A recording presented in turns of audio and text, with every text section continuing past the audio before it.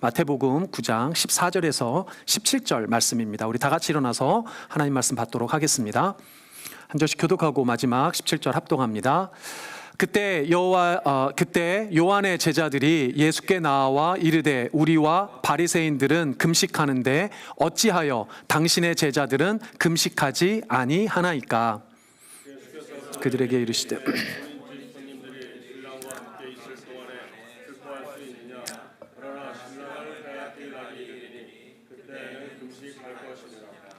생배 조각을 낡은 옷에 붙이는 자가 없나니 이는 기운 것이 그 옷을 당기어 헤어짐이 더하게 되며. 함께 읽습니다. 새 포도주를 낡은 가죽 부대에 넣지 아니하나니 그렇게 하면 부대가 터져 포도주도 쏟아지고 부대도 버리게 됨이라. 새 포도주는 새 부대에 넣어야 둘이 다 보전되느니라. 아멘. 감사합니다. 앉아주시기 바랍니다. 제가 기도하고 말씀 전하겠습니다. 아버지 감사합니다. 주님 크신 은혜를 주셔서 오늘 이 귀한 주일도 주 앞에 성일로 올려드리며 예배할 수 있도록 인도하시니 감사합니다. 특별한 은혜로 부르신 줄 믿사오니 우리 사랑하는 성도님들에게 주의 귀한 마음과 뜻을 말씀으로 전하여 주시고 듣는 모든 이들에게 하나님의 뜻을 깨우쳐 아버지 하나님과 합하는 아버지 하나님의 은혜를 더욱더 누리는 복된 시간 될 수 있도록 주여 역사하여 주시옵소서. 부족한 저의 모든 허물과 연약함은 가리시고 아버지 하나님의 강함과 아버지 하나님의 놀라우신 그 은혜로 덧입혀 주시옵소서. 감사드리며 예수님의 이름으로 기도드립니다. 아멘. 할렐루야. 우리 인사 나누겠습니다. 사랑합니다. 축복합니다. 네, 너무 감사합니다. 아침에 막 정신없이 분주하게 준비하다가 안경이 제가 이제 눈도 막 맛이 갔다고 표현하면 좀 그러네요. 눈도 안 좋아져가지고 이게 다초점을 이렇게 쓰는데 아침에 이게 책상에서 쓰는 안경이거든요. 깜빡하고 이걸 그대로 쓰고 왔더니 책상 여기는 보이는데 여기 넘어가니까 이제 이게 남자인지 여자인지 이게 구별이 안 되네요. 네. 그래도 어쨌든 하나님 주님 은혜 주셔서 말씀 잘 전할 수 있기를 바랍니다. 오늘은 새 시대의 소망이라는 제목으로 마태복음 이제 27번째 시간입니다. 오늘 아이들 말씀 같이 준비하는데 사무엘을 이렇게 쭉 지켜보다가 사무엘과 같은 은혜가 우리에게 있었으면 좋겠다 싶었습니다. 왜냐하면 오늘 뭐 아이들하고 다루지 않았지만 사무엘 3장의 처음 시작은 말씀이 희귀해지는 때, 환상이 사라져버린 때입니다. 그런 때 대제사장마저도 말씀 듣는 귀가 없어서 어린 사무엘에게 하나님이 말씀하시는 걸 들을 수 있어요. 지금 이 시대도 마찬가지 아니겠습니까? 근데 놀라운 것은 사무엘상 3장에 보면 그 등불은 여전히 밝히 빛나고 있다라고 분명히 기록하고 있습니다. 하나님의 빛은 절대로 꺼지지 않습니다. 영원히 하나님의 그 빛은 우리 가운데 비추고 있는 줄 믿습니다. 그 빛 가운데 우리가 지금 저 화면에 보면 빛이 하나 쫙 있잖아요. 그렇죠? 저 빛처럼 꺼지지 않는 여호와 하나님의 놀라운 그 은혜의 빛, 그 놀라운 진리의 빛, 생명의 빛이 여러분들 가운데 영원토록 비추기를 주의 이름으로 소망하고 축복합니다. 아멘. 오늘 이제 사실은 조금 17절까지 읽었지만 9장 끝부분까지 다루려고 하는데요. 마태복음의 8장과 9장은 지난번에 말씀드린 대로 예수님께서 제자들에게 몸소 보여주시는 그 사역의 본보기와 같은 내용을 다루고 있다라고 말씀드렸습니다.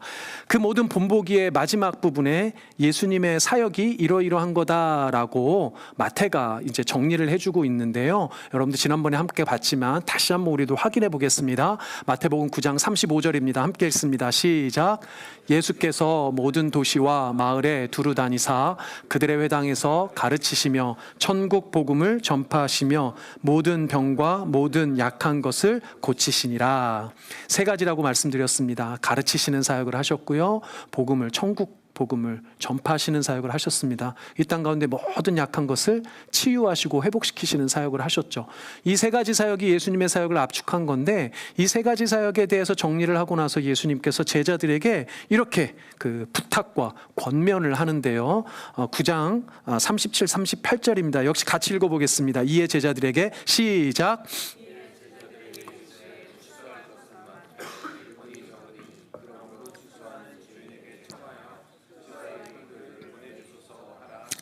아멘. 저기 보시면 여러분들 추수할 일꾼이라는 표현이 나와 있습니다.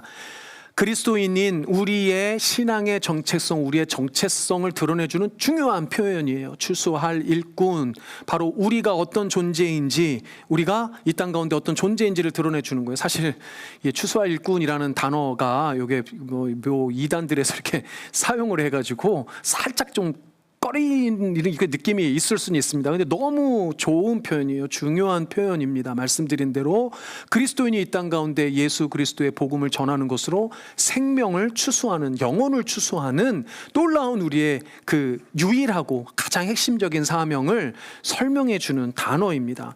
여러분들 주변을 돌아보시기 바랍니다. 여러분들 주변 가운데 여러분들 가족과 여러분들 또 이웃과 직장과 여러분들 삶의 많은 자리 가운데 여전히도 예수 모르고 복음 모르고 생명을 몰라 고통받고 죽어가는 생명들이 얼마나 많습니까? 여러분들 저 시대뿐만 아니라 이 시대도 동일하게 우리에게는 추수할 일꾼으로서의 사명이 있는 줄 믿습니다. 여러분들 추수할 일꾼 되도록 사모하는 우리가 되었으면 좋겠어요. 이 모든 이 마태복음의 지금까지 설명한 많은 내용들의 결국은 우리로 하여금 하나님께서 태초부터 작정하여 주신 그 놀라운 생명들을 우리를 통하여, 여러분들을 통하여 그 생명을 건지시기 위한 그 놀라운 생명 역사에 우리를 불러주신 거예요. 여러분들 추수할 일꾼 되시기를 사모하고 또 소망하시기를 바랍니다. 좌우 양옆으로 인사하겠습니다. 추수할 일꾼 되시길 바랍니다. 복음의 빛이 아무리 어두워도 언제 기독교가 상황 따라 복음을 전하던가요? 여러분들 우리의 방식대로 우리의 뜻대로 전한다고 우리 마음대로 되던가요? 아유, 안 되잖아요. 그거 너무 잘 알잖아요.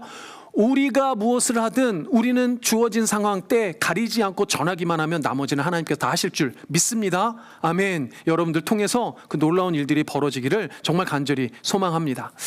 오늘 주신 이 말씀도 이 마지막 부분의 권면 이전에 말씀드린 대로 9가지 전체 기적 중에 마지막 3가지의 기적이 압축되어져 있습니다. 여기에는 그 예수님께서 제자들에게 마지막으로 분보기를 보여주시면서 정말 바라시는 가장, 어떻게 표현하면 우리가 가져야 될 가장 강력한 소망과 또 그 소망에 더불어 우리를 통해서 하나님께서 받기를 원하시는 어떤 일종의 신앙적 도전, 이런 것들이 함께 담겨져 있어요. 그래서 이제 사실 마태복음 길잖아요. 길어서 1부, 2부, 3부로 나눌 예정인데 다음 주까지가 1부예요. 그래서 다음 주 하면 이제 마태복음 1부가 끝나고 잠시 호흡을 좀 고를 예정입니다. 근데 오늘 아주 중요한 시간이에요. 그래서 여러분들 정말 귀도 쫑긋, 영혼도 쫑긋 오늘 말씀 들으셨으면 좋겠습니다. 말씀드린 대로 오늘 3가지 기적이 나오는데 오늘 우리가 같이 봉독했던, 말씀 읽었던 14절에서 17절까지의 내용이 이 3가지 기적에서 하고 싶은 내용들에 대한 서론격에 해당합니다. 그 내용을 보니까 요한의 제자들이 등장을 하는데 여기서 요한은 어떤 요한이냐면 세례 요한이겠죠. 세례 요한이 등장을 해서 예수님과 또 제자들 그 일행에게 이 사이에 나누어진 대화를 다루고 있습니다. 어떻게 시작했나요? 이렇게 시작합니다.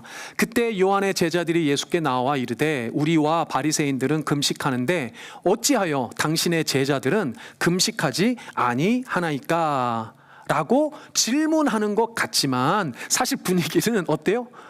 시비 붙이는 것 같죠? 우리는 하는데 왜 당신들은 안 합니까? 라고 시비하는 것처럼 이렇게 이야기를 합니다. 그게 꼭 스승이 좋다고 제자들까지 다 그런 건 아닌가 봐요. 우린 좋은 스승 만난 만큼 좋은 제자 되길 바랍니다. 세례 요한은 여러분 잘 아시는 대로 예수님을 인정하고 예수님에게 세례를 주었을 뿐만 아니라 예수님을 어떻게 보면 잘 섬겼지만 요한이 남긴 제자들 가운데는 예수님과 예수님의 일행을 곱지 않은 시선으로 보았던 사람들이 있었던 것 같아요. 그들 중에 일부가 지금 와서 예수님에게 시비를 붙입니다. 시비의 내용인 즉슨 금식 왜 안 하냐 이거예요. 금식 왜 하지 않느냐입니다. 금식 이렇게 이야기하면 왜 그 당시에 너무 중요했냐면 금식과 같은 금욕적인 삶을 당시의 유대인들은 아주 중요한 종교적인 지표였어요. 그래서 당시의 세례 요한이나 요한의 제자들이 많은 유대인들에게 존경받는 사람들이었거든요. 그 존경받는 이유가 뭐였냐면 그런 금욕적인 삶이었습니다. 여러분들 잘 아시는 대로 바리새파와 같은 경우도 마찬가지예요. 여러분들 바리새파는 우리는 쉽게 뭐 이렇게 좀 비판하지만 당시의 대다수 유대인들은 이 바리새파를 아주 존경했습니다. 왜냐하면 너무나도 이 율법을 잘 준수하고 금욕적인 삶을 살았기 때문이에요. 이런 형식의 종교적인 행태를 보통은 율법주의라고 우리가 말을 합니다. 그리고 율법주의는 역사적으로 계속 등장을 했어요. 사라진 적이 없었습니다. 근데 그 율법주의가 역사에서 가장 많이 드러났던 더 세부적인 형태가 뭐냐면 금욕주의예요. 여러분들 거듭 말씀드리지만 율법 자체가 문제가 아니죠. 금식 자체가 문제가 아닙니다. 율법은 하나님께서 우리에게 주신 좋은 거예요. 금식은 어떻게 표현하면 하나님과 우리 사이에 교제할 수 있는 좋은 교제의 수단입니다. 예수님께서 금식을 하지 말라고 하신 게 아니에요. 그래서 이 질문에 대해서, 이 시비에 대해서 예수님이 바로 뭐라고 대답하십니까? 이렇게 대답하십니다. 여러분들 읽어볼까요? 예수께서 시작. 예수께서 그들에게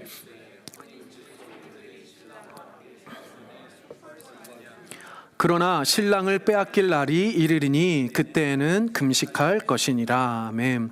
이 비유에서 당연히 신랑은 여러분들 아시는 대로 예수님입니다. 예수님이 우리와 함께하고 있는데 금식하고 슬퍼하고 왜 그러냐는 거죠. 그거 아니라는 거예요. 근데 예수님이 언젠가 우리로부터 떠날 때가 십자가 사건이 있지 않습니까? 그때가 되면 울며 금식하라 이겁니다. 그러니까 금식하지 말라가 아니고 금식을 하긴 하는데 이 금식이 무엇인지를 제대로 알아야 한다는 거예요. 금식을 왜 하는지, 율법을 지키긴 지켜야 되는데 왜, 언제, 어떤 상황에서 어떻게 해야 되는지, 이게 더 중요하다는 겁니다. 여러분들 기억하신다면 이미 산상순에서 우리가 금식 다루었어요. 다루었는데 그 구절 한 구절만 볼까요? 우리 6장 18절입니다. 함께 읽어봅니다. 시작. 이는 금식하는 자로 사람에게 보이지 않고 오직 은밀한 중에 계신 내 아버지께 보이게 하려 함이라. 은밀한 중에 보시는 내 아버지께서 갚으시리라. 아멘. 바리새파를 보고 이제 얘기했던 내용이죠. 금식은 사람과의 관계에서 사람에게 보이기 위한 어떤 행태가 아니라는 거예요. 그러니까 막 금식한다고 막 그냥 막 얼굴에 죽을상하고 막 피폐해가지고 처체해가지고 온 몸으로 나는 금식하고 있어요를 표현하는 그런 금식의 행태가 아니고 하나님과의 관계에서 하나님과 긴밀하게 은밀하게 교통하는 교제하는 하나의 수단으로 여겨야지 사람에게 보이는 종교적 행태로 쓰지 말라는 겁니다. 본문의 요한의 제자들이, 당시의 유대인들이 왜 금식에 대해서 이야기하느냐? 쉽게 말하면 금식은 당시에 신앙의 수준과 신앙의 지표처럼 여겨졌다는 거예요. 여러분들 금식하면 좋은 신앙인입니까? 금식 안 하면 나쁜 신앙인인가요? 금식 일주일에 한 번 하면 조금 좋은 신앙인이고, 일주일에 금식 2번 하면 좀 괜찮은 신앙인이고, 뭐 에브리데이 금식하면 천국 직행입니까? 금식 안 하면 뭐 나쁜 신앙인이고 하나님 안 믿는 건가요? 우리가 그런 거 아니잖아요. 그럼에도 불구하고 당시의 유대인들은, 이 요한의 제자들은 금식을 그것과 같은 우리의 신앙의 어떤 잣대와 기준으로 삼았다는 거예요. 금식을 하는 이유가 사람에게 그렇게 보이기 위한 것이고, 신앙의 어떤 수준, 어떤 신앙의 계급장을 나누는 어떤 이런 행태로 여기는 건 잘못된 금욕주의이며 더 나아가 율법주의와 같은 행태라는 겁니다. 더더군다나 이 금식을 하는 것으로 하나님 앞에 내가 어떤 신앙인입니다라고 하나님 앞에 어떤 증명해 보이려고 하는 수단이라면 더더욱 문제인 거죠. 여러분들, 당시 예수님 시대 이전 시대까지는 이러한 금욕주의적 율법주의가 종교적 전통이고 종교적 디폴트였어요. 이게 종교적인 기본값이었어요. 모두가 그렇게 생각하고 있었습니다. 그러니까 금욕주의와 율법주의가 그때 당시에는 추앙받고 존경받는 어떤 신앙적인 행태였다는 거예요. 그러니까 내가 무엇을 금식을 열심히 하고 내가 무슨 일을 열심히 해서 내가 더 좋은 신앙인이다라고 생각하는 것은 여러분들 사실상 우상과 마찬가지예요. 여러분들 내 신앙의 수준, 내가 구원을 받았고 안 받았고가 내가 어떻게 해서라고 생각한다면 그건 사실상 우상이죠. 왜요? 우리의 구원의 전권은 하나님이 가지고 계세요. 하나님이 하실 일이고 하나님이 하셔서 구원의 여부와 신앙의 여부가 있는 건데, 그걸 가지고 내 열심과 내 무엇으로 그것이 증명이 되어지고 그것이 얻으면 그건 내가 하나님보다 더 나은 거죠. 우상과 다름이 없다는 겁니다. 그러니까 지금 예수님께서 이 본문에서 이제는 그런 금욕주의, 율법주의와 같은 우상의 시대는 지나갔고 새로운 시대가 도래했다라고 사실은 말씀하시고 선포하시는 게 오늘 이 비유의 이야기예요. 여러분들 16절에 보니까 생배 조각이라고 되는데요. 저는 생배 조각이니까 무슨 생배 과자도 아니고 생배 조각이라고 번역은 되는데, 이게 원래 생배라는 뜻은 뭐냐면 새 것이에요. 새 것. 그러니까 헝겊 조각인데 옷 조각인데 새 조각이에요. 낡은, 아주 막 헤어져 가지고 다 찢어지게 생긴 낡은 옷에다가 구멍 난 데 있잖아요. 여러분들 저도 해봤어요. 이런데 여러분도 못 보셨죠? 이거 기우는 거 있어요. 이렇게 옛날에는 옷 낡아지면 이렇게 기운단 말이에요. 그런데 너무 쌩쌩한 새 조각을 갖다 붙이면 어떻게 됩니까? 이게 빨고 나면 이게 쪼그라 들어가지고 이게 헤어진단 말이에요. 망가진단 말이에요. 그러니까 새 헝겊 조각도 못 쓰게 되고 낡은 옷이지만 낡은 옷도 못 쓰게 되니까 다 망가져 버린다는 겁니다. 그러니까 새로운 조각은 새 곳에 붙여야 된다는 거죠. 17절에 등장하는 새 포도주 가죽 부대의 비유는 더 적나라하게 이야기해 줍니다. 여러분들 새 포도주는 발효를 계속하기 때문에 계속 부푼다고 해요. 당시에 포도주를 어디에 이렇게 보관을 하고 사람들이 들고 다녔냐면 그 양이라든가 염소의 가죽 그 부대에 넣어 갖고 다녔는데, 이 가죽으로 돼 있으니까 오랫동안 쓰다 보면 가죽이 어떻게 됩니까? 딱딱해지거든요. 이게 낡으면 딱딱해지니까 이게 이게 뭐죠? 팽창이 안 되니까 새 포도주를 넣어 버리면 이게 이 발효 때문에 가죽 부대가 터져서 못 쓰게 되는 거예요. 아무리 새 포도주더라도 이 가죽 부대에서 흘러나와서 땅바닥에 쏟아지면 못 먹잖아요. 가죽 부대도 터지고 포도주도 버리게 되니까 안 된다는 거예요. 그러니까 생배 조각과 같은, 새로운 헝겊 조각과 같은, 새로운 포도주와 같은 것은 새로운 틀에 담아야 된다는 거예요. 여기서 당연히 새 포도주는 누구를 의미합니까? 예수님을 의미해요. 새 시대를 여는 예수님이 이제 새 시대를 열었으니 그 새 시대에 그 예수님에 합당한 새로운 신앙의 틀이 필요하다는 거예요. 여러분들 예수 그리스도를 통해 이 땅 가운데 완전히 새로운 시대가 도래한 줄 믿습니다.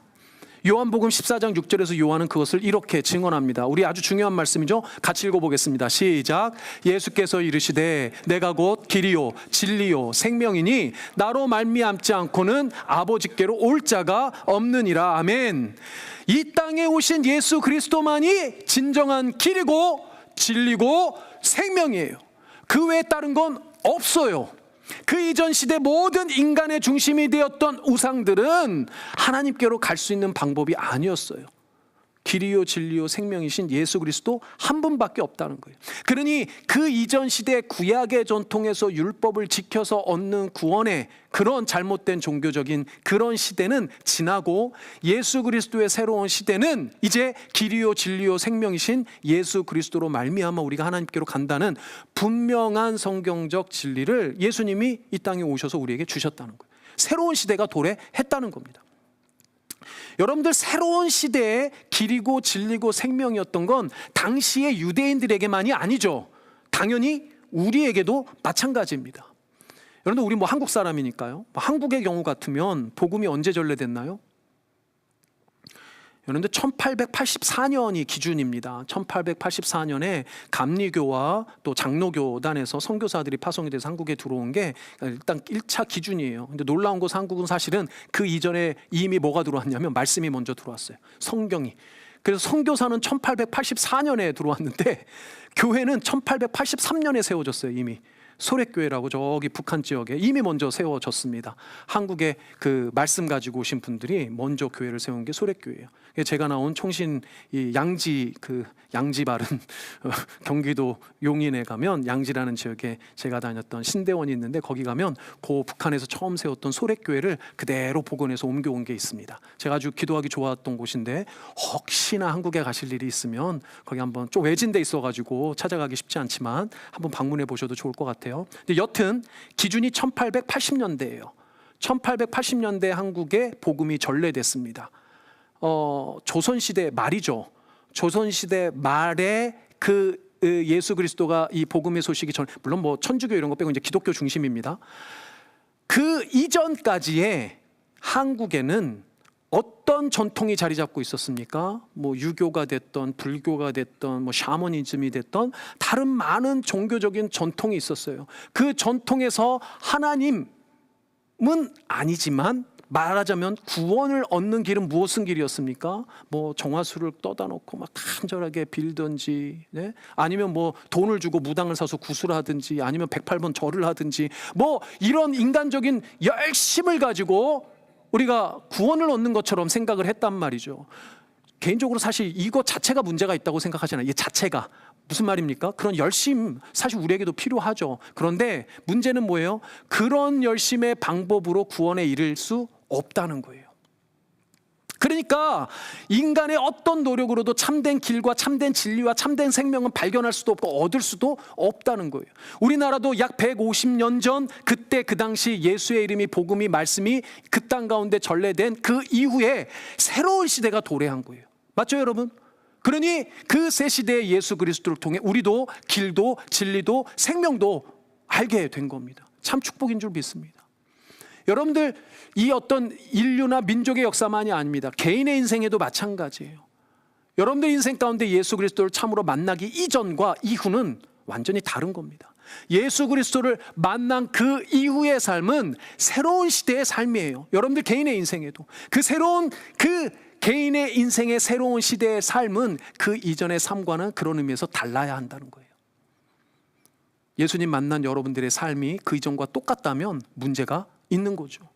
그런 여러분들의 적어도 제 앞에 있는 여러분들은 예수 그리스도의 그 이름을 알고 복음의 소망으로 생명을 얻으신 새 시대를 살아가고 있는 여러분들인 줄 믿습니다. 아멘. 자, 이제 이 새로운 시대를 완전히 이제 새로운 시대가 도래했어요. 예수님을 통해서. 근데 그 새 시대의 선포 이후에 예수님께서 세 가지 기적을 보여주신단 말이죠. 이 세 가지 기적을 한꺼번에 묶어놓은 이유가 있다 없다? 있다는 거예요. 앞서서도 말씀드렸지만 이 세 가지 기적을 통해서도 이 마태가 의도적으로 어떤 메시지를 주고 싶은 거예요. 어떤 메시지인가 이거 보는 것이 오늘 중요한 이제 그 포인트가 되겠습니다. 오늘 이 본문에 보면 이 의도가 있다는 걸 뭐로 알 수 있냐면, 예를 들면 이 첫 번째 기적으로 등장하는 그 한 관리의 딸이 이제 죽었잖아요. 한 관리의 딸 그 죽어서 그 살리는 그 기적에 요 샌드위치처럼 들어간 이 기사가 있습니다. 그게 뭐냐면 12해 동안 혈루증을 앓은 여인을 치료해 주는 사건이에요.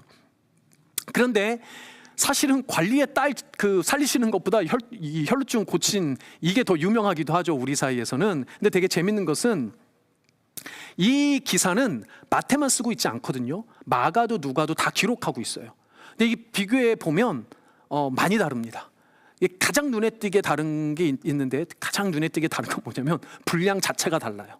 예를 들면 혈루증 여인 고친 이야기는 마태복음 여러분들 보시면 절수로 보면 3절밖에 되지 않아요.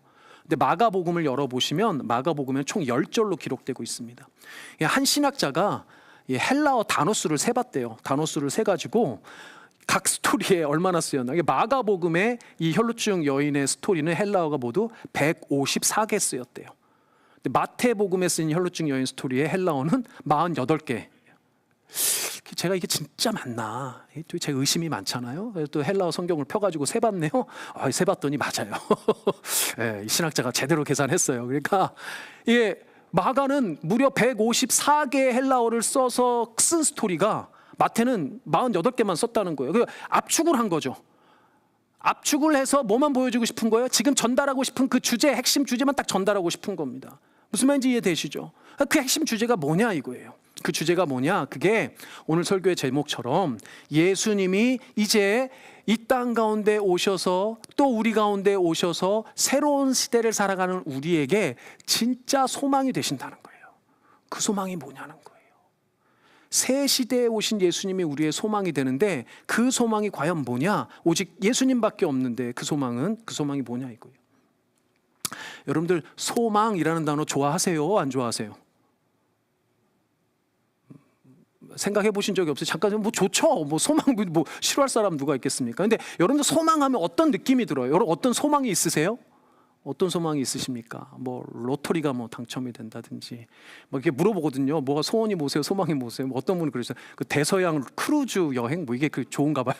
그게 이제 뭐 그런 소망이 있으시더라고요. 여러분들 뭐 소망 이런 뭐 좋습니다. 그런 거 다 소망 좋은데 여러분들 진짜 참된 소망이라는 게 뭘까? 우리의 인생에 진짜 참된 소망이 뭘까? 이게 오늘 포인트예요. 여러분들 잘 생각해 보십시오. 내 인생에 정말 필요한 참된 소망이 뭘까? 이걸 보시면서 이 세 가지 기적 가운데 담겨진 인생의 참된 소망에 대해서 그 예수님이 어떤 소망이 되시는지를 보면 좋겠습니다. 첫 번째, 예수님은 생명의 소망이세요. 생명의 소망이세요. 우리가 오늘 보면 궁극적으로 우리 그리스도인들에게 주시는 가장 큰 소망은 영원한 생명에 대한 소망입니다. 이게 가장 큰 소망이에요.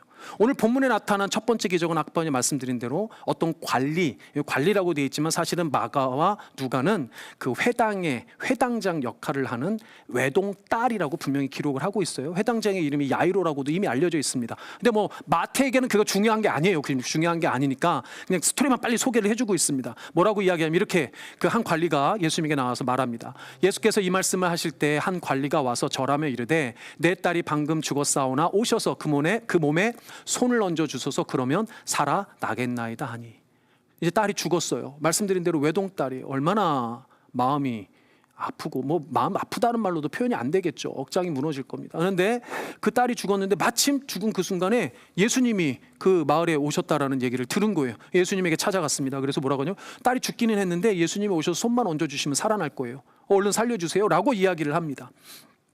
딸이 죽고 나서 이 장례식에 예수님을 초대한 거예요. 예수님이 장례식장에 가봤더니 실제로 장례가 지금 펼쳐지고 있어요.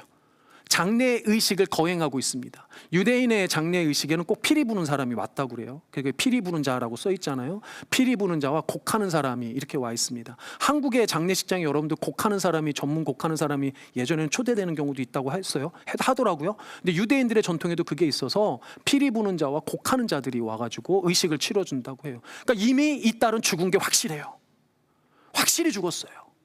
확실히 죽어서 예수님이 와서 내가 살리겠다고 하니까 사람들이 뭐라고 그래요? 심지어 비웃습니다. 야, 이미 죽었는데 뭐 어떻게 살리냐고 비웃습니다. 비웃는 그 사람들을 물리치고 예수님이 이제 그 딸을 살리십니다. 여러분들 그 놀라운 기적의 현장을 같이 읽어보겠습니다. 같이 읽습니다. 시작. 무리를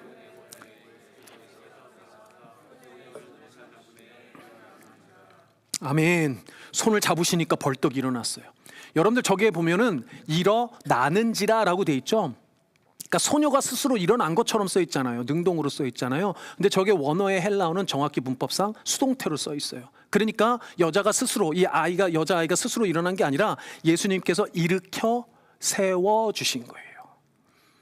예수님께서 지금 이 죽은 소녀의 생명을 살려 주신 거예요.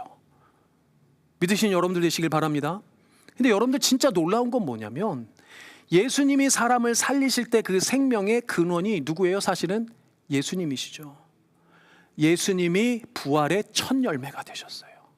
새로운 생명, 영원한 생명의 그 첫 열매로 본인 스스로가 하나님의 은혜로 본인 스스로가 생명이 되어서 우리 앞에 증거로 나타나셨어요. 그걸 마태는 나중에 어떻게 기록합니까? 이렇게 기록합니다. 마태복음 28장 6절에 보면 천사가 여인에게 이렇게 말하죠. 그가 여기 계시지 않고 그가 말씀하시던 대로 살아나셨느니라. 와서 그가 누우셨던 것을 보라. 아멘. 좀 전에 여자아이가 일어났을 때 일어나다라는 단어와 저기 살아나다라는 저 단어는 우리말로는 번역이 다르지만 헬라어로는 동일한 단어입니다. 여자아이를 살렸던 그 생명이 예수 그리스도의 생명이에요. 부활의 생명인 줄 믿습니다. 사랑하는 여러분, 우리는 이 땅에서 한 번은 죽게 돼 있어요. 누구나 다 죽어요. 그러나 죽음 이후에 다시 살아 영원히 사는 부활의 생명이 있어요. 그 부활의 영원한 생명을 누가 주세요? 예수님이 주세요. 제가 종종 말씀드렸지만 그거 아니면 저는 교회 목사 왜 해요 도대체? 사랑하는 여러분, 생명의 소망은 예수 그리스도에게만 있어요. 부활의 첫 열매 되신 예수님만이 생명의 참 소망 되신 줄 믿습니다. 그러니 가장 중요한 이 첫 번째는 뭐예요? 우리에게 예수님이 생명의 소망 되신다는 거예요. 믿으시는 여러분들 되시길 바랍니다. 아멘. 두 번째는 이겁니다. 두 번째는 같이 읽겠습니다. 시작.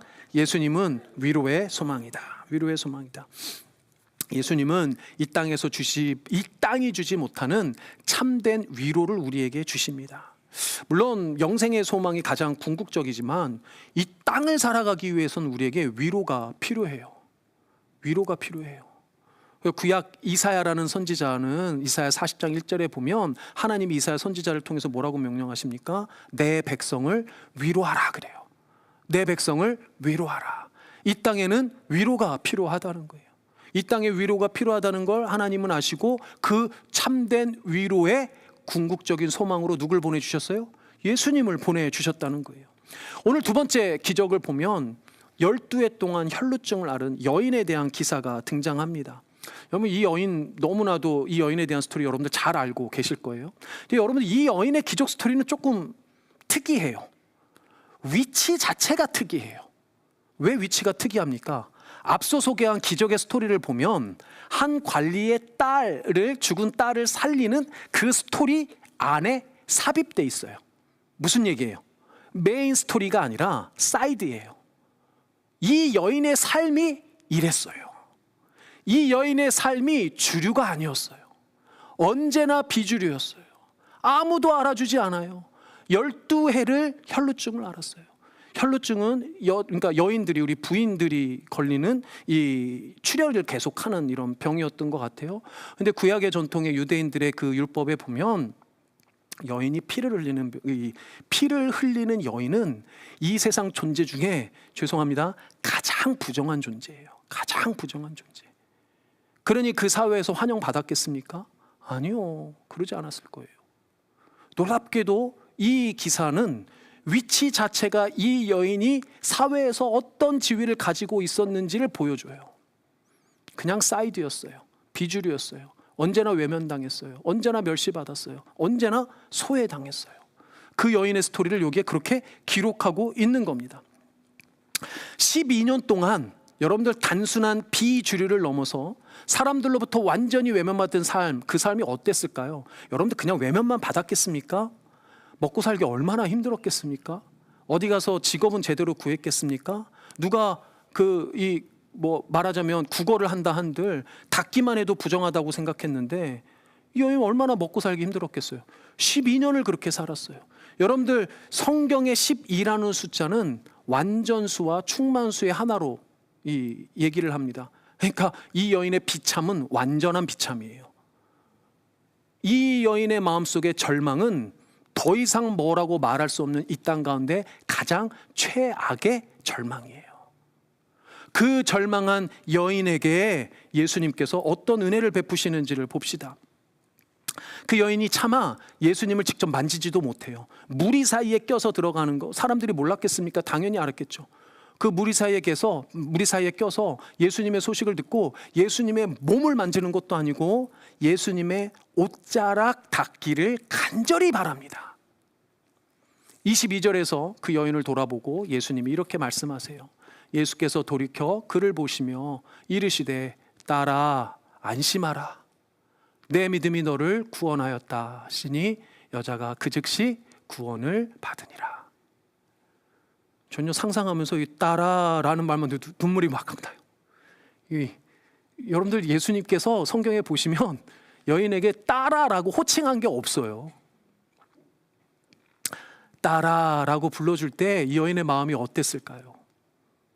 그리고 뭐라 말씀하십니까? 중풍병자에게 말씀하신 것처럼 안심하라 라고 이야기해줘요. 너 얼마나 두려움에 벌벌 떨면서 이 자리까지 왔겠니? 얼마나 너 걱정했겠니? 얼마나 염려했겠니? 그런데 아무 걱정도 하지 말고 아무 염려도 하지 말고 안심하라는 거예요. 괜찮다는 거예요. 더 놀라운 건 뭔지 아세요? 그 다음에 예수님이 뭐라 선포하셨는지를 보십시오. 내 믿음이 너를 구원하였다.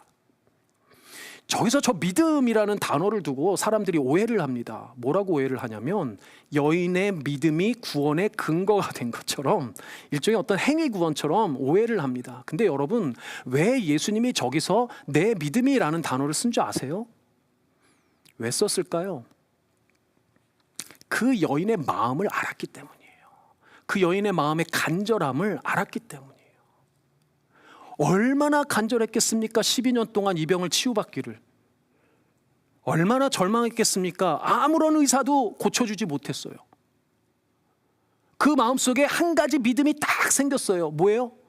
저 예수라는 사람의 옷깃만 스쳐도 내가 나을 수 있다는 믿음이 생겼어요.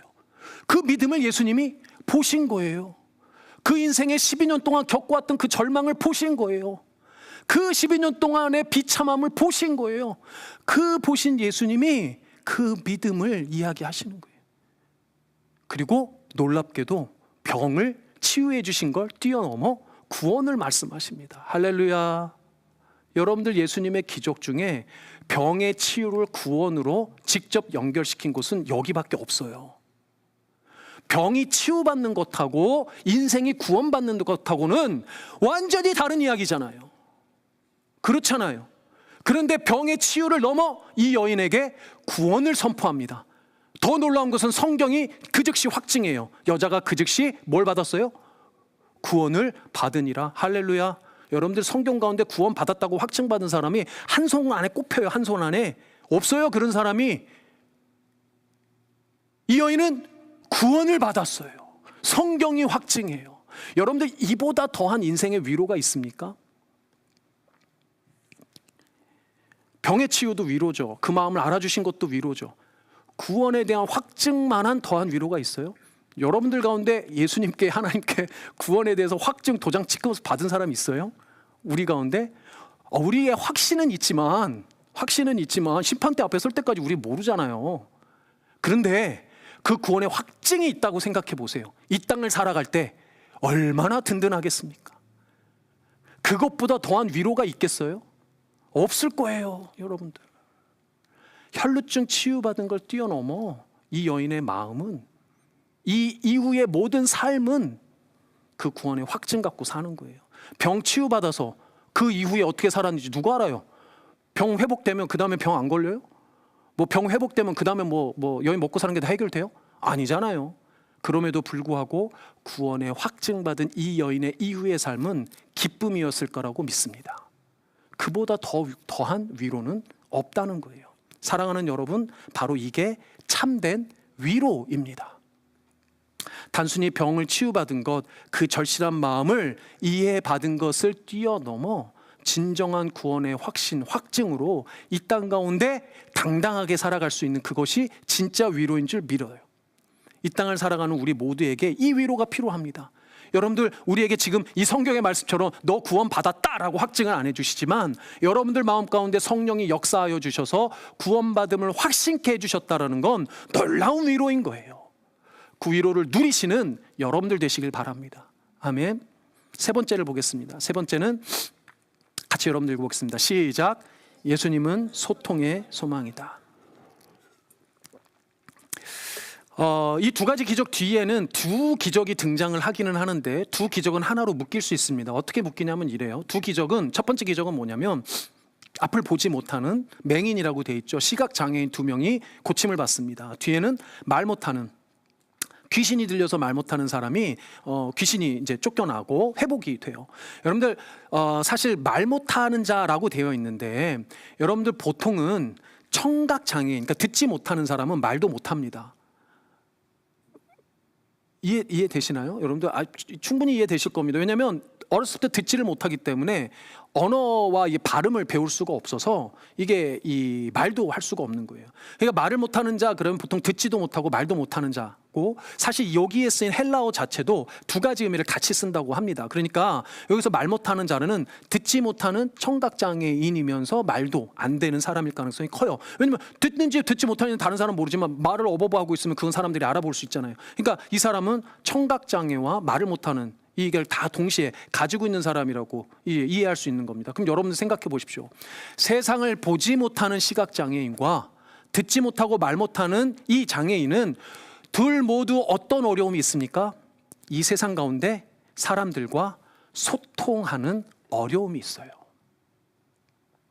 같은 공간을 있고 같은 시간을 살아도 다른 사람들과 소통을 할 수가 없다는 거예요.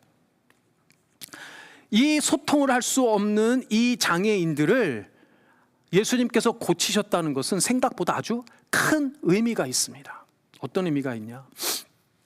자, 이거 하면서 이거 어떻게 설명하는 게 제일 좋을까? 그냥 뭐 교과서적으로 설명을 할 수 있긴 한데 어떻게 설명하면 좋을까 하고 사실 청각 장애인을 찾다가 우연히 죄송합니다 이런 표현 써가지고 얻어 걸려가지고 하나님께서 허락해 주신 거라고 믿는데 한 이 영상을 보게 됐어요. 영상의 주인공이 누구냐면 이름이 윤혜령이라는 분이에요. 바리스타입니다. 바리스타. 한 10여 년쯤 전에 언론 방송을 통해서 세간에 좀 알려졌어요. 뭐 최근에는 어떤지 제가 찾아볼 수가 없었습니다. 근데 이 윤혜령이라는 분은 당시에 이 그 30대 여성이었는데 바리스타로 일하시는 분이었는데 청각 장애를 갖고 있는 분이에요. 그 영상을 좀 보면 말이 일반 사람들과는 조금 다르다는 걸 바로 좀 알 수가 있습니다. 근데 아주 잘해요. 자, 어쨌든 강연을 들어보니까 자신을 처음에 소개할 때 뭐라고 소개를 하냐면 자기는 동창이 하나도 없대요. 동창회를 한 번도 가본 적이 없대요. 이유는 단순합니다. 초등학교, 중학교, 고등학교 12년을 학교를 다닌 적이 없어요. 다 검정고시를 통과를 해서 대학을 간 겁니다. 12년. 공교롭게도 앞에 혈루증 여인과 똑같네요. 12년 동안 자기 또래와 정상적인 소통을 할 수가 없었던 분이에요. 그러니까 청각 장애가 있으니까 말씀드린 대로 당연히 듣지 못하는 것뿐만 아니라 말도 제대로 안 되니까 이게 사람들하고 원활한 관계를 맺을 수가 없지 않았겠어요? 막상 이 분이 이제 성인이 돼서 엄청 열심히 살았어요. 뭐 한번 보십시오. 나중에 저희 단톡방에 올려드릴게요. 한번 보세요.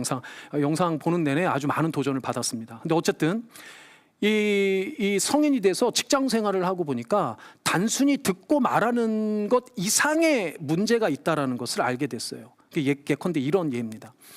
바리스타로 일하니까 주방에서 일할 거 아니에요. 주방에서 일하다 보면 이제 실수로 접시를 이렇게 떨어뜨린 적이 있었나 봐요. 접시를 떨어뜨리니까 이제 와장창 깨질 거 아니에요.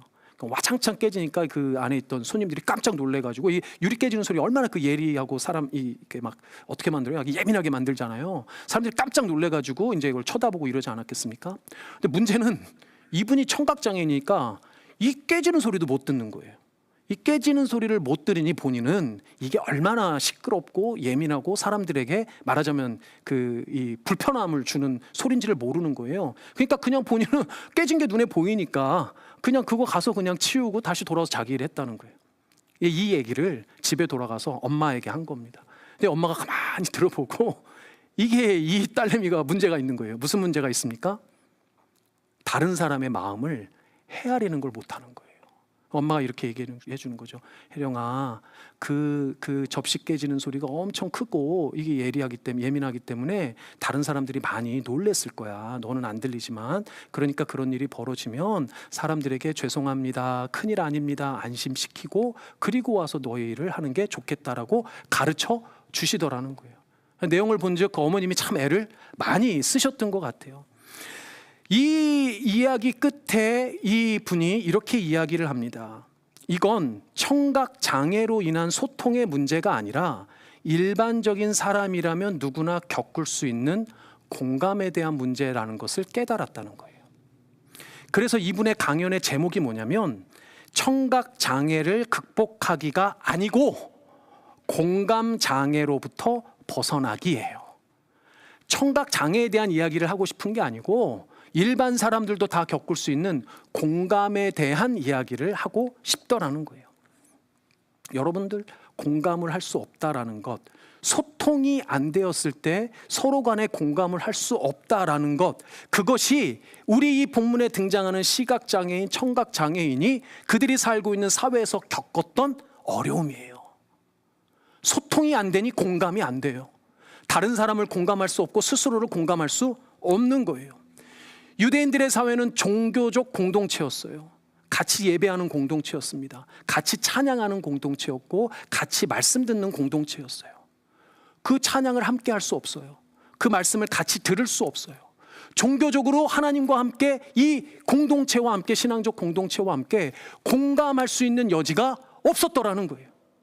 예수님이 이들을 고쳐주시는 건 단순히 말 못하는 사람이 말하게 되고 듣지 못하는 사람이 듣게 되고 보지 못한 사람이 보게 되는 것 이상이라는 거예요. 이제 소통할 수 있게 됐고 공감할 수 있게 됐고 그 공동체와 함께 인생의 희노애락을 같이 겪어낼 수 있게 해주신 거예요. 놀라운 은혜 아니에요?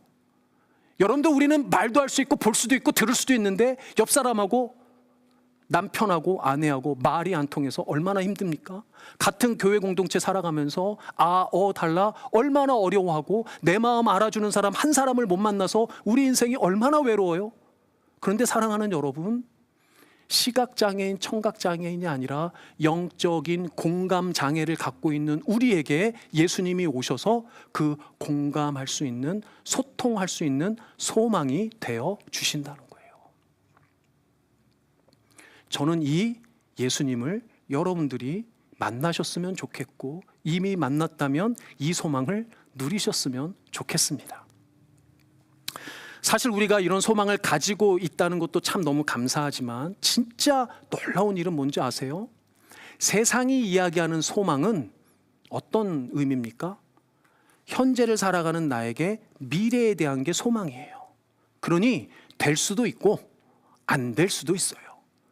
그런데 우리에게 주신 참된 소망이신 예수 그리스도가 주시는 그 소망은 현재형이 아니라 완료형이에요. 이미 다 주신 거예요. 이걸 우리는 받아 누리기만 하면 되는 거예요. 그러니 그 소망을 가진 우리는 뭐가 좀 달라도 달라야 되지 않겠습니까? 처음에 말씀드린 대로 뭐가 달라야 되는가? 많이 달라야겠지만 예수님이 마지막 부분에 이 말씀을 해주세요. 뭐라고 말씀하시냐면 9장 36절에 이 말씀하십니다. 여러분 같이 읽어보겠습니다. 시작. 무리를 보시고 불쌍히 여기시니 그들이 목 잡는 양과 같이 고생하며 기진함이라. 아멘. 저 불쌍히 여기는 마음이 있어야 합니다. 불쌍히 여기는 마음. 우리 지난주에 얘기했던 긍휼과 비슷한 말이죠. 세상을 떠나 죽음에 이른 그 소녀를 살리시는, 12해 동안 혈루증을 앓았던 이 여인을 고치시고 구원을 주셨던, 시각장애인의 눈을 뜨게 하시고 말 못하는 이 청각장애인의 귀와 말을 열어주신 이 예수님은 불쌍히 여기는 마음을 가졌기 때문에 이들을 고치시고 치유하시고 회복시켜 주실 수 있었던 거예요. 우리가 하나님의 자녀로 예수의 제자로 부름받아 이 자리에 예배드릴 수 있는 것 역시 우리를 불쌍히 여기셨기 때문입니다. 사랑하는 여러분, 먼저 우리를 불쌍히 여기신 그 예수님을 우리가 바라봐야 해요. 예수님이 어떤 분인지를 우리가 봐야 해요. 여러분들, 험한 인생을 살아가다 보면 내 시야는 자꾸 어디로 갑니까? 나 자신에게 가요. 자꾸 나만 봐요. 나만 보다 보니 이 세상 가운데 누가 제일 불쌍해 보여요? 내가 제일 불쌍해 보여요. 내가 제일 불쌍해 보이다 보면 어디까지 가요? 자기 연민까지 갑니다. 여러분들, 자기 연민에 빠지면 그 끝은 죽음이에요. 죽음. 자기 연민의 끝은 죽음입니다. 그런데 그런 나를 불쌍히 여기셔서 예수님이 나의 그 시선을 어디로 옮겨주신 거예요? 예수 그리스도에게로 우리의 시선을 옮겨주신 거예요. 나를 불쌍히 여기시는 그 예수님으로 내 시선이 가 있지 않으면 우리의 시선은 끊임없이 나 자신에게로만 간단 말이에요. 예수에게 시선을 두고 예수를 바라보는 사람, 예수가 참된 소망인 사람은 그 예수를 통해서 급기야 그 시선이 어디에게로 가게 됩니까? 내가 아니라 내 주변으로 가는 거예요. 그리고 내 주변을 불쌍히 여기는 거예요. 그리고 그 불쌍히 여기는 마음으로 그들에게도 참된 소망 되신 예수님을 전하는 거예요. 그게 처음 말씀드렸던 추수할 일꾼들이 하는 일이에요. 사랑하는 여러분, 오늘 이 시간 이후로 여러분들 다시 한번 새 시대를 살아가는 여러분들, 날마다 예수 그리스도를 바라보고 예수님이 주신 그 생명의 소망, 위로의 소망, 그리고 소통과 공감의 그 소망을 가지고 이 땅 가운데 정말 추수할 일꾼으로 늘 기쁨으로 살아가는 여러분들 되시기를 주의 이름으로 축복합니다. 아멘. 오늘 말씀이 좀 길었는데요, 그래도 찬양하죠. 우리 예수 안에 소망 있네. 우리 함께 찬양하겠습니다. 우리 1사절만 우리 함께 찬양하고 제가 기도하고 축도하고 마무리하겠습니다. 예수 안에 소망 있네 함께 찬양하겠습니다.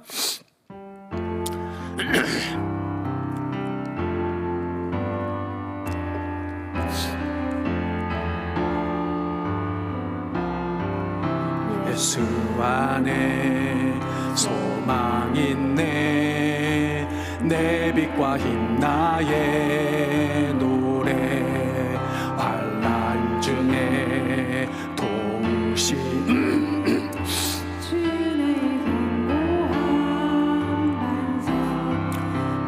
이것 좀 올려주겠어요? 우리 함께 찬양합니다.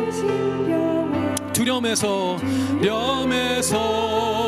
날 먼지네 내 위로자 내 모든 것 주 사랑 안에서 우리 4절 합니다. 주 예수의 능력으로 주 예수의 능력으로 내 속에 두려움 없네 나의 사는 모든 주께서 다스리시네 주께서 아멘. 어느 것도 주 손에서 어느 것도 주 손에서 날 빼앗지 못하라네 주 오실 날 기다 주 능력 안에 우리 후렴만 다시 합니다. 어느 것도 주 손에서 어느 것도 주 날 빼앗지 못하리라 날 빼앗지 못하리라 주 오실 날 주 소망 안에 주 소망 안에서 리라 아멘 아멘. 아버지 감사합니다. 우리에게 예수 그리스도를 영접하고 예수를 소망으로 알게 하셔서 이 새로운 영적 시대, 내 인생의 새로운 시대를 예수 안에, 예수 소망 안에 살게 하시니 감사합니다. 오늘 주신 말씀처럼 예수님만이 나의 생명 되시고 예수님만이 나의 참된 위로 되시며 예수님만이 나의 마음 가운데, 내 인생 가운데 소통과 공감 되시는 줄을 믿고 의지하며 그 소망 안에, 능력 안에 서는 우리가 될 수 있도록 우리 사랑하는 성도님들 축복하시고 주님께서 함께하여 주시옵소서. 지금은 우리를 구원하여 주신 예수 그리스도의 은혜와 아버지 하나님의 사랑과 성령 하나님의 교통하심이 지금 주 앞에 머리 숙여 경배하며 오늘 주신 말씀처럼 예수 그 소망 안에 날마다 살며 날마다 서기를 간절히 소망하고 작정하는 우리 사랑하는 블루진 한인교회 모든 성도님들 머리 위에와 이들의 가정과 일생 위에 먼 타지에 나가 있는 가족과 친척들에게까지 지금으로부터 영원토록 함께 있을지어다. 아멘.